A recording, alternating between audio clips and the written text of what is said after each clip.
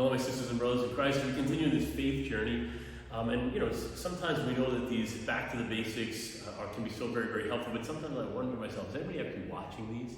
And the answer is yes. It's incredible some of the response that we hear from you with the comments, or sometimes I'll get an email or a text message to remind me that there was something that we said that was impactful, or I might have missed something. Here I am standing in the narthex, and I'm reminded, because we've done this series about the importance of certain animals that have been present throughout the story of our faith, or in the scriptures, or in some of our artwork.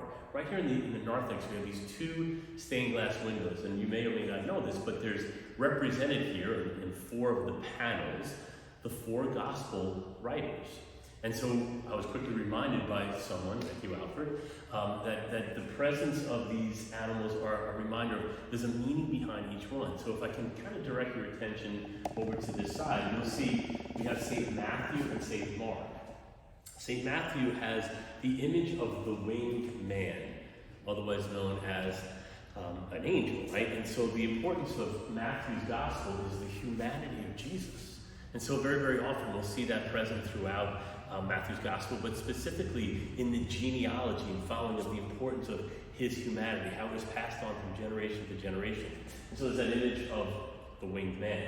Next to him is St. Mark's gospel, and we see the image of the lion roar, right? So St. Mark's gospel talks about the royal, regal presentation and the dignity of Jesus as king, right? But we also know the lion, the king of the forest, right? That whole sense of that royal dignity. And so often in that presence of Mark's gospel, how it even begins with the story of John the Baptist with that roar of the lion speaking to who Christ is. So once again, that representative of Matthew, the winged man. Mark, we have the lion. If we come to the other side of the narthex, and we can see there's another image, the two panels over here.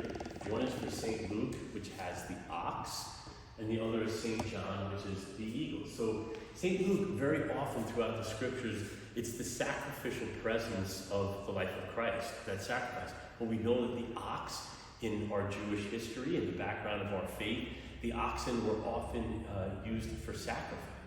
And so we know that that presence of St. Luke bringing forth the sacrificial offering of who we are in this faithful journey.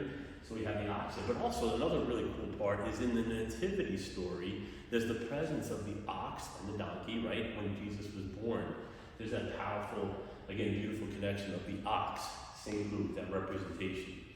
In St. John, you see the eagle. And so the eagle is often a symbol of that which is from above. So the coming forth of God into man, God coming from heaven into earth, Jesus' presence on there. But the other thing too is St. John, at the end of his life, he was banished to an island kind of in the Mediterranean off of away from Greece called Patmos.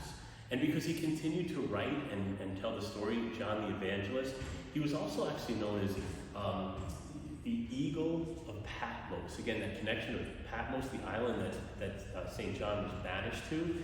And so there's that connection of the eagle that goes along with St. John. So as we can kind of continue the wrap-up of these animals that are present throughout the scriptures, our faith, powerful symbols. We had the winged man in Matthew. We have the lion in St. Mark. We have the ox in St. Luke. And of course, we have the eagle in St. John. Once again, some of these stories that help us to get a sense of why the evangelists we gave them those symbols, the winged man, the humanity of Jesus, St. Mark the lion, the royal dignity of the Lord, the ox with St. Luke, the sacrificial presence, and of course the eagle with St. John, the eagle of Patmos as the evangelizer of the revelation bringing forth the good news.